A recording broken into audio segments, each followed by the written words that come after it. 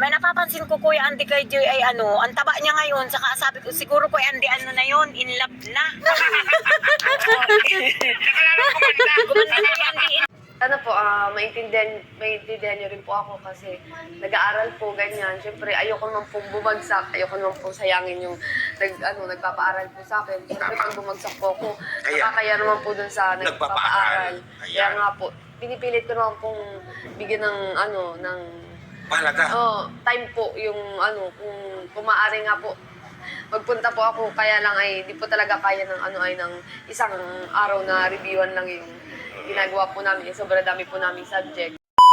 Ayan mga kalingap, ayan mga kamamshi, bali ngayon panoorin natin tong vlog ni Kuya Andy. Pero bago yan, syempre shout out sa ating mga viewers, sa ating ama ng kalingap, Kuya Bal Santos Matubang, Ate Edna Vlogs at Kalingap Prab, at syempre Kuya Andy Kayakap Vlogs. Ayan, suportahan natin yung kanyang channel, tsaka hindi kayo talaga maboboring dito kay Kuya Andy kasi talaga naman napakakwela ni Kuya Andy kapag nagbablog. Buhay na buhay. Dito sa papanoorin natin, siguro hindi na tayo masyado magyayaw-yaw dahil talaga namang sa interview niya kay Joy, malinaw na yung mga katanungan, talagang masasagot na dito sa vlog ni Kuya Andy. Sa mga bashers, sa mga naghahanap kay Joy, sa mga nagtatanong kung bakit hindi siya nakakapunta, ito na yung kasagutan. Tara, panoorin natin. Kaya makikibalita, makikimarites, no? Makikimarites dito. Yan. Yun, so mga kalingap, mga kababayan, no? Ayan, at tuloy pa ng almusal itong dalawang ito. At siyempre narito po ako, mga kababayan. Ayan, di ba? Grabe, yan, nandito po tayo. Yan, nakita niyo po, Ganda ni ang ating Joy. Princess Joy Diwata na napakaganda. Yes. Blooming na blooming, mga kababayan. Taliwas po doon sa sinasabi ng iba na ano daw, malungkot o ano-ano garne. Si Joy po ay napakamasiyahin at mabait na bata. Tama. Grabe. Yun, so mga kalingap, mga kababayan, no, kaya po tayo narito na Joy Diwata. At higit po sa lahat, sinadya po talaga natin na puntahan ngayon, no, na araw. Ngayon po, may tinagpo din po ako dito, no. At ayan, makikita niyo po yan kung sino ang ating tinagpo dito rin sa lugar nito sa kung saan ang boarding house ni Joy Diwata, no. At tulad ng sinabi ko sa inyo na hindi ko po pinapakita yung labas ng bahay, no. Ngayon, nandito po si Joy. Good morning, Joy. Magandang umaga. Good morning po. Good morning. At gumaganda po si Joy lalo. Yes. Grabe, no, ang ating Princess Joy Diwata. Talaga naman. Ang anak-anakan ni Auntie Kayakap Vlogs, no. Ayan.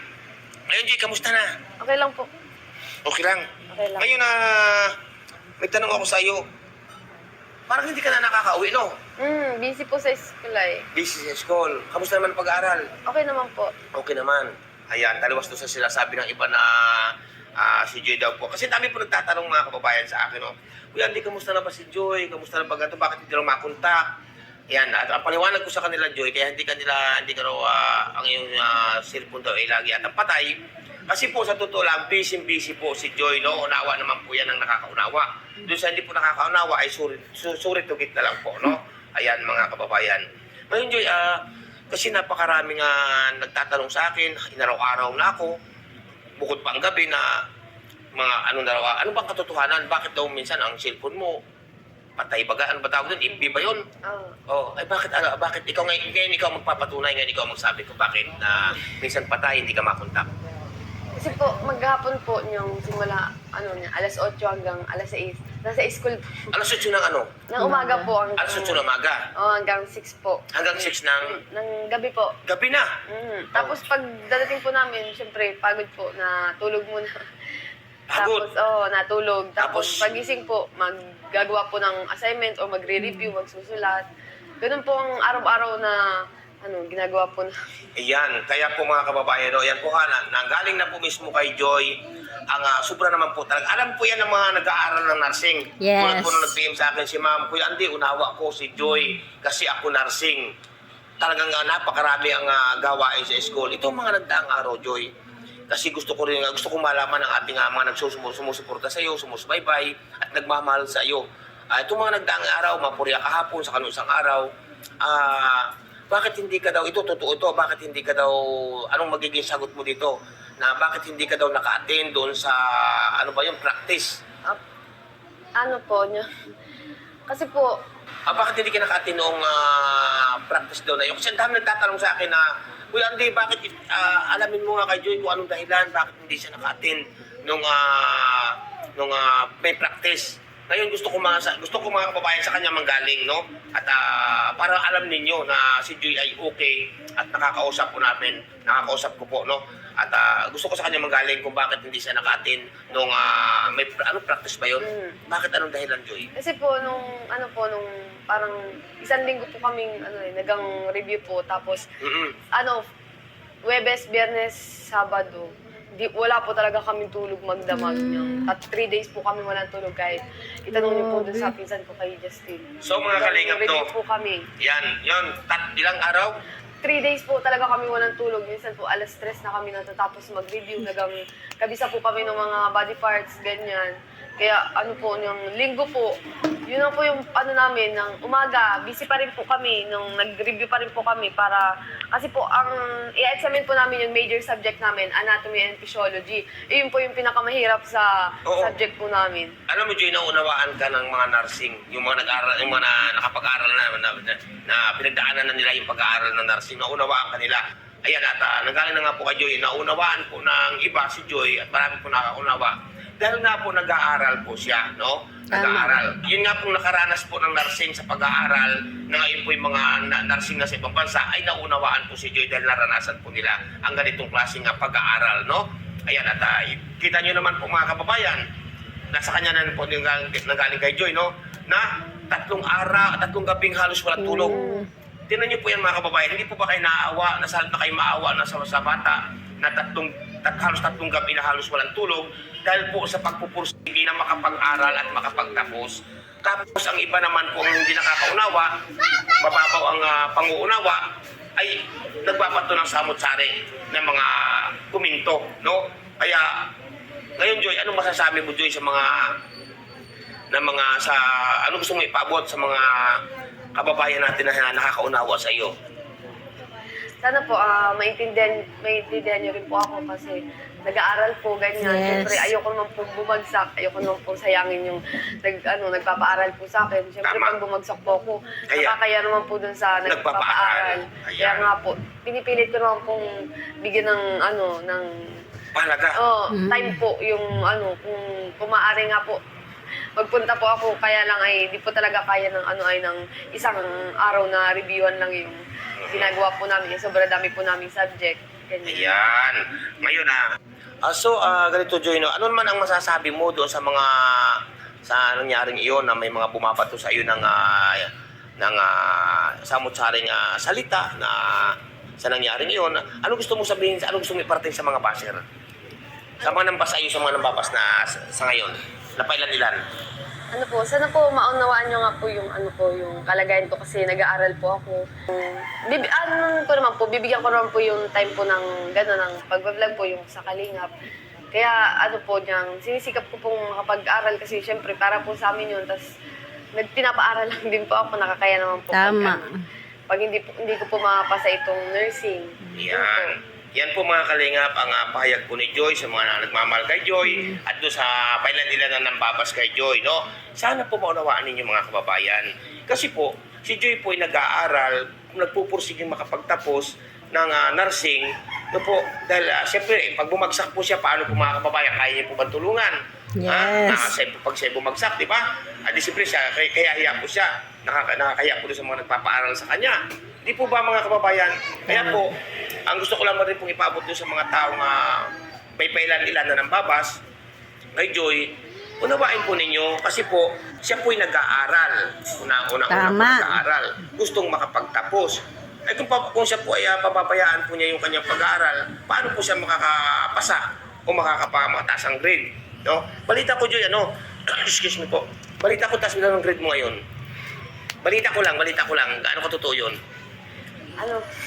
Sakto lang po. Sakto lang. O, tinan nyo. Napaka-humble naman talaga. Kuya mga kababayan, sakto lang. Ay kung yung saktongin mga kababayan ay bumaba. Paano po mga kababayan? Diba? Kaya sa inyo po lahat, maraming salamat. Siya nga, Joy, ngayon ano gusto mo maiparating kay Kalingap Rab? Kalingap Rab, magandang araw, magandang umaga, magandang tanghali. Ingat kayo sa inyong mga lakad. At gabayan kayo ng ating pumigapal.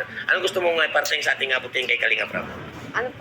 Siyempre, pasensya po kasi, minsan po, pag hindi ako nakapunta sa marami po akong na-miss na events ng Kalinga po.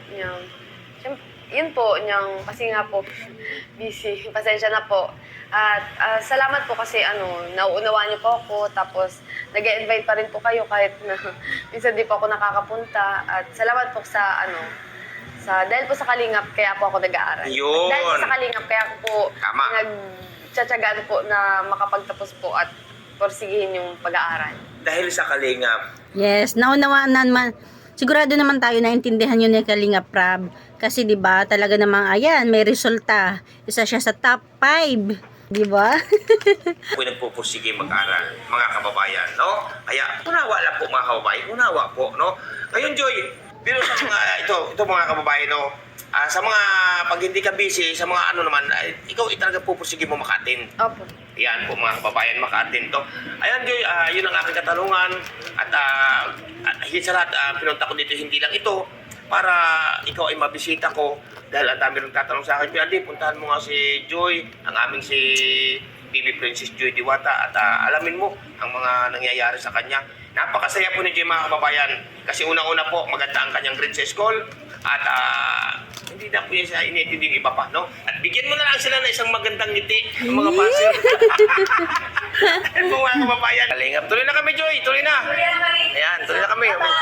O, 'di ba? At saka si Joy pala mahilig sa pusa. Abay, dala ng pusa, oh. Ay, grabe, dala ng pusa. Tuloy na kami, tuloy na. Babay na. Ayan. So, mga kalingap, no, ayan. Anay, anong masasabi mo na sa pagpunta natin kay Joy Diwata? Nagulat ako, Kuya Andy. Bakit? Kasi ang akala ko, Kuya Andy, talaga kakain tayo nung kambing. Kambing. Ay, naku naman, kami na mga kababayan. Andy, sayang. Wala tayong Nagki-crave si Nanay Imelda. budget. Oh, ano masasabi Pero mo? kain-kain na talaga ako nung kambing na yun.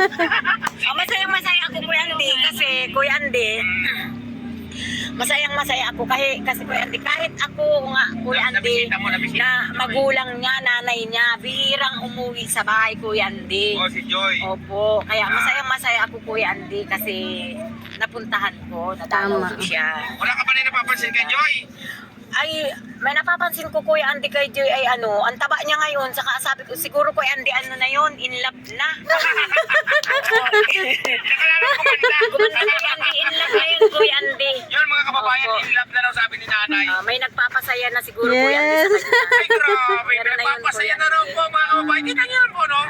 Si nanay. At saka in fairness, ang ganda na rin ni Nanay Imelda, no? 'Di ba? Ayan mga kalingap, kay Nanay Imelda na mismo galing, na sa tingin niya is in love na si Joy, in love na ang kanyang anak. Kaya alam naman talaga natin na simula't simula, dahil talaga nakasubaybay tayo sa buhay ni Joy, si Joy ay no boyfriend since birth, ha? At dahil dito talaga namang mas bumilib ako kay Joy, dahil alam nyo ba, sa mga kabataan, napakasaya kaya kung yung mga nakakadalo sa mga party-party, mga event-event. Pero si Joy, mas pinili talaga niya na mag-review, mag-aral mabuti, kasi ang mga event-event, ang mga kasiyahan is pwede naman siyang bumawi sa mga susunod, diba? Pero yung kanyang exam, sa kanya pag-aaral ay hindi pwedeng bawiin sa susunod, dahil kung ano yung grado niya, yun na yun. Kaya kahit siguro gustong-gusto niya makapunta sa mga event-event, party or practice, ayan, pinigilan na muna niya. Mas pinili niya yung mas makabubuti para sa lahat. At maayos naman siya nagpaalam kay Kalinga Prab. Dahil sa pagsakripisyo niya na hindi maka-attend sa mga event or practice, ayan, napakaganda naman ng resulta, diba?